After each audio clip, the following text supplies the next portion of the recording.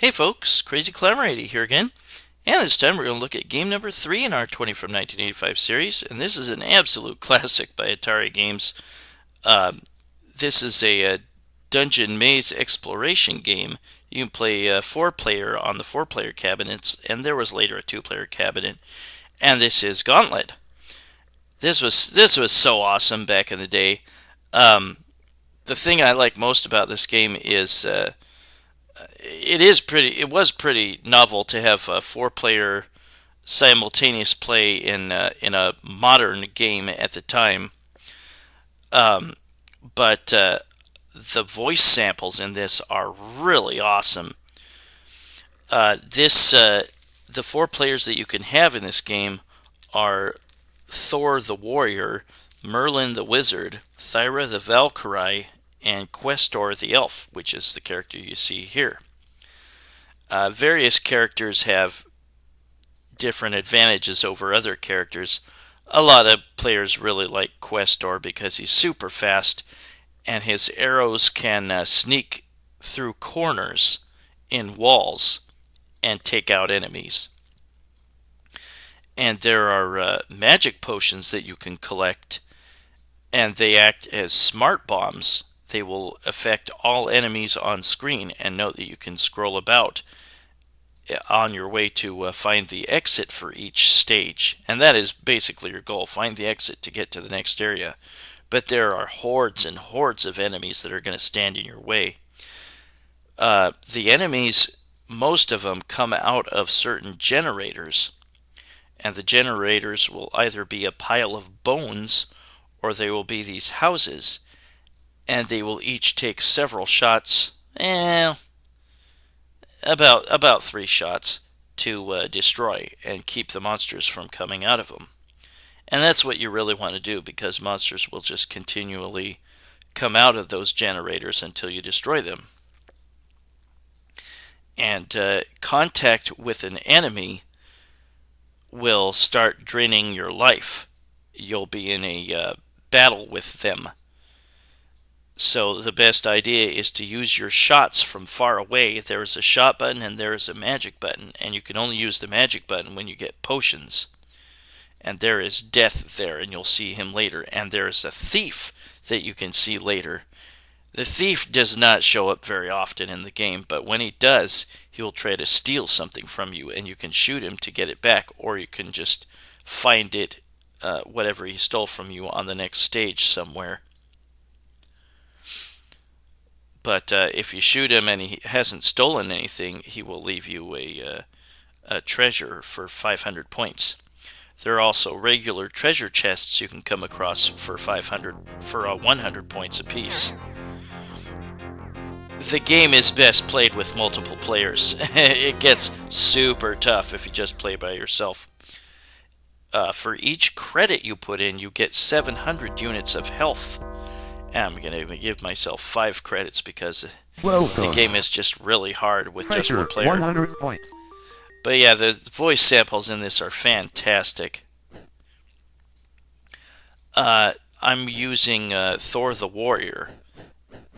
And some people don't really like using him just because he's so slow and his magic is crappy. Say keys to open doors. Yeah, the keys that you collect, you can collect a whole bunch of them and just store them, as well as the potions. Oh. And your guy grunts. Makes funny noises when he gets hit by the enemies, and sometimes your narrator will comment on your gameplay. Very funny. I love the voice samples in this game. Yeah, try to take out those generators as quickly as you can. Early on, at least, you could kind of sneak forward, fire some shots, and note that Thor throws axes as his weapon, his projectile. But you can sneak forward and throw some shots at the enemies, back off before they get too close, and do it again. I'm not going to open that door. Some exits in the game will allow you to warp to higher levels, but I'm not going to use those. Save potions for later use. You can shoot potions, and they will still have a smart bomb effect. Yeah, let's get away. Crap. I hate the herky-jerky movements, the back-and-forth movements that the ghosts sometimes make. Makes them hard to hit. You can shoot the potions, and they can still have a smart bomb effect, but it's not as strong as if you just collected the potion and pressed the secondary magic button. The treasures and pretty much any object on the screen will prevent the monsters from going through them. They will maybe nudge up against the treasure or whatever, but they can't get through it. There are sometimes bonus stages in this game, and they're kind of lame. You just collect as many treasures as you can before the time runs out, and there will be a timer. Oh. There's not really a timer per se in this game other than your energy, and your energy will start to tick down on its own. And there will be food that you need to collect in order to restore your health, and that restores 100 units of health. Given how quickly your energy can be depleted if you get into a fight with enemies, if you run up against them, that ain't much. And there's a jar of booze, or a jug of booze, that you can collect to restore your energy. There's different types. There's of food. There's like a burp. There's like a dinner plate, chicken, ham, and the booze. They all restore 100 points of life. You can enter more credits at any time. Give yourself more life.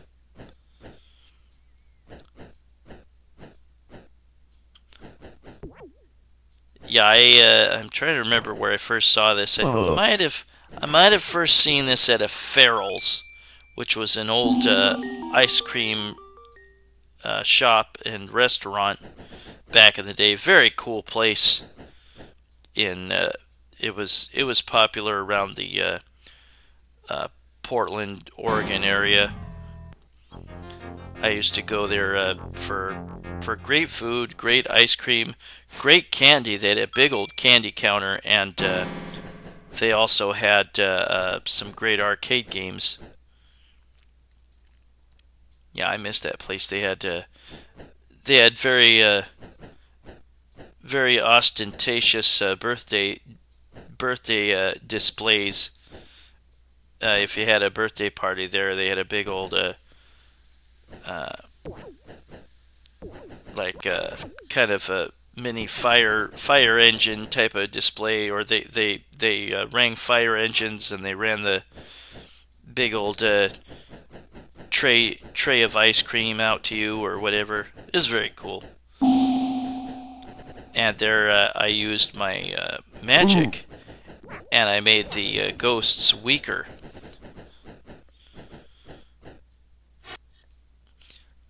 But notice that there are different colors to the enemies, indicating their strength.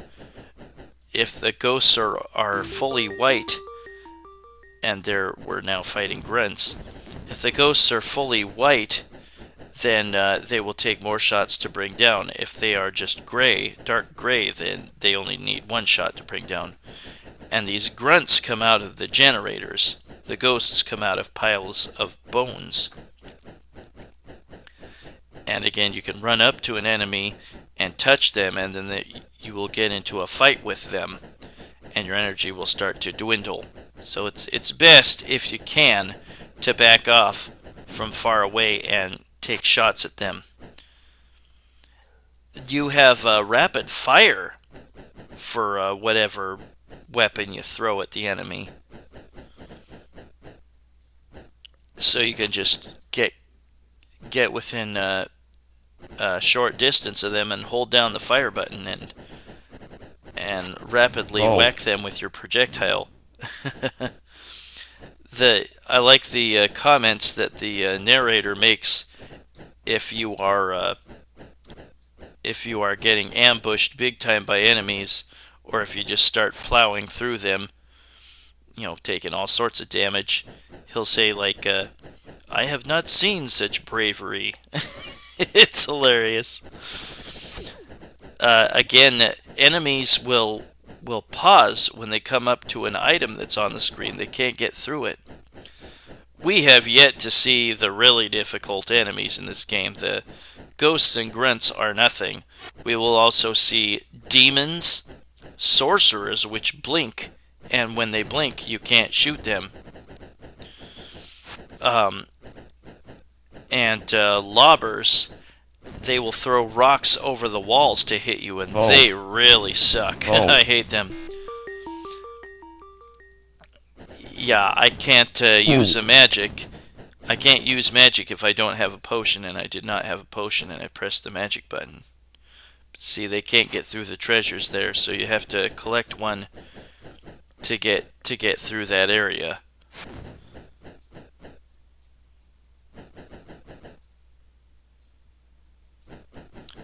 It kind of sucks that you lose energy even just standing still, but yeah, try to back off if you can.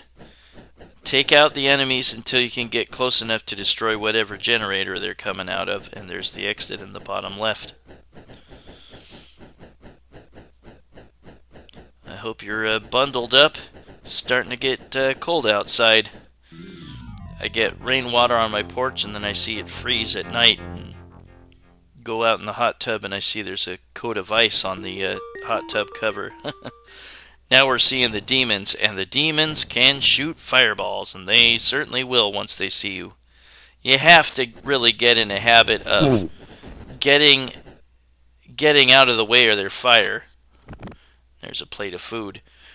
Now, I think just the jars of booze, or the jugs of booze, can be shot and destroyed, and you won't be able to get the energy out of that.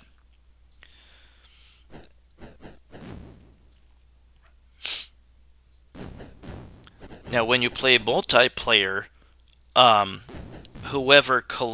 whichever character collects the keys or the potions, that is going to be in their possession. And if you all go up to a door and try to use a key, it's got to be in the possession of the player that has it for them to open the door. Otherwise, the door will not open. If you see what I'm saying. Hope you all have a happy upcoming holidays. I'm hoping to get finished with my 20 from 1985 by the end of the year and start in 1986. What all were you folks doing in 1985?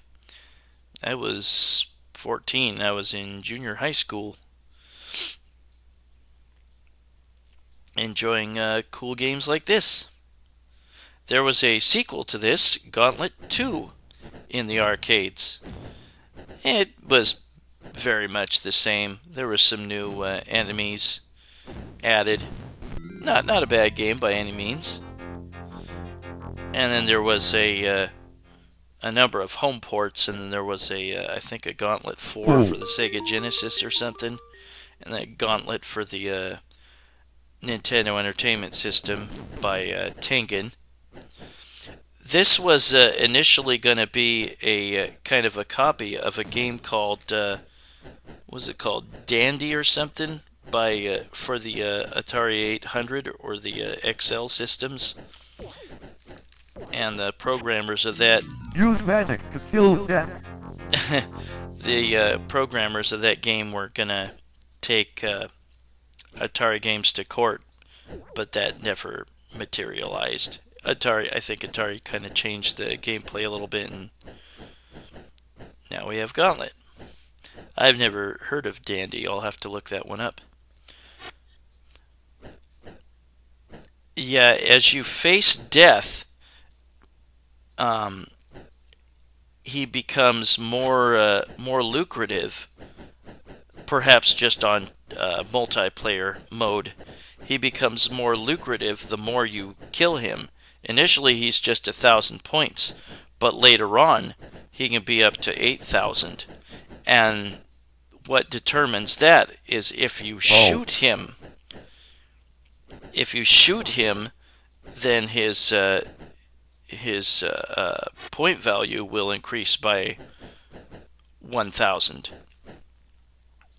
And like I said, he can be up to 8,000, and then once you pass 8,000, then the 1,000-point cycle restarts. So it'll be 1,000 if you shot him more than 7 times. Ah, crap. There's death up there. You see him wandering around waiting for me.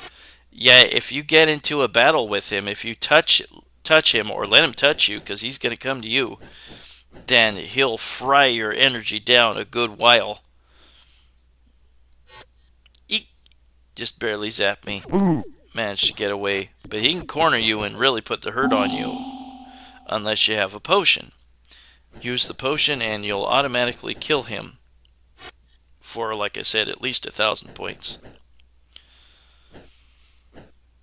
I was never particularly great at at Gauntlet. It's so much easier if you play more than one player. There's the exit. I better just go in the exit. Yeah, level 8 is where I really start to have problems. See, now we've got the lobbers chucking rocks at me over the walls. That really sucks. There is a way to beat any stage, but you have to have a lot of patience and you really need to have a good amount of life left. Yeah, at any time you want, you can put in extra credits and give yourself more life. Now has extra shot speed. There will be special potions that automatically give you new abilities. And one of them is extra shot speed. There's also extra armor, extra magic, or stronger magic, extra shot power, extra speed, and extra fight power. And there's death. There are now transporters, and you can walk into them and warp to another transporter. Sometimes using a joystick will move you closer to a different transporter. And now we're going to use this trick where if you stay idle for like probably a few minutes or so, about almost 3.5 minutes, then eventually, we'll speed up here, the walls will all turn into exits and you can leave. Very, very, very useful to know that. Ta-da! Let's get out of here.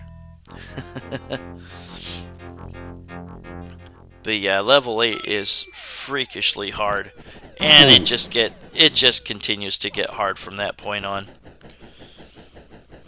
Yeah, if you use Questor the elf, then yeah, he can shoot through little corners that we'll see a little bit later on, and take out enemies.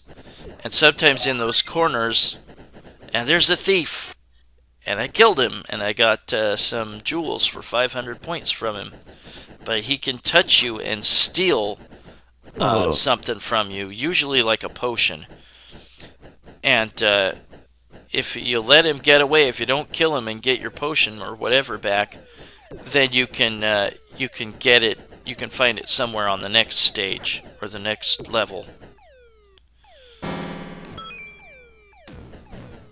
Yeah, I'm starting to run low on life, and the game will tell you. The narrator will tell you when you're running low on life. And when you run out of life, your game ends. but you can continue from that stage, and there's death. And I don't have a potion. You can see where the keys and potions indicators are by your score. Ooh. Ooh. Just, I cracked up when I first heard all these little sound effects. Yep, warrior is about to die. And you will leave behind keys that another player can pick up, I believe, if you're playing a multiplayer. Yeah, sometimes generators will be put in a corner, and you'll have to shoot through a corner to get to it. And that's where the elf comes in handy. Yep, I'm in big trouble. Yeah, I hate those demons. And those sorcerers will blink, and your shot will likely go through them. I'm in big trouble. There we go. And now I put in my initials. But we will look at the bonus round that you could get to, where you have to collect. Just try to collect treasures before the time runs out. They appear once in a great while. And we will look at a little bit of multiplayer action. And I put in a coin to continue. And I put on I think infinite energy. Or no, I scooted forward. We will look at a later stage. And after I beat it, I will play the treasure room. The treasure room is really lame. You just try to collect all the treasures that you can. You won't be able to collect them all. Take that, Death. You won't be able to collect them all in time because you only have 20 seconds. And just get what you can. You won't get points for the treasures until you find the exit and leave. 10, 9, and here's me not getting out in time. It just doesn't give you a bonus for any of the treasures you collected. 2, 1. Better luck next time. No bonus. And now we'll look at me actually getting out in time. You should get a lot bigger bonus for the treasures than you do. You only get the usual 100 points per treasure 10, if you found the exit 8, and got out. 7, 6, 5. That's pretty lame. Pretty lame bonus round. Your shots now stun other players. Yeah, you can eventually stun or hurt other players that you shoot. And now we're going to play a little bit of a multiplayer here. I gave infinite energy to all these guys. Yes, valkyrie, wizard, elf. So yeah, Questor in the lead is green, and he is the fastest, and he has very quick shots, and he can sneak them through corners to take out monsters or generators, which is very nice. A lot of players like Questor. And then Valkyrie is she's not a bad character. She's got a thin shot that can go through walls or through corners. She's got good defense but poor magic. And the wizard has the strongest magic. I think it'll automatically take out all monsters on the screen with a potion. They'll have food. You don't want to shoot the food. But they each have unique little sound effects that they make when they get shot or attacked by monsters. But that was Gauntlet by Atari Games in 1985, game number 3 in our 20 from 1985 series. This is Crazy Climber Racing. Thanks for watching Gauntlet by Atari Games. Hope to see you soon for game number 2. Y'all take it easy, everybody. Bye-bye.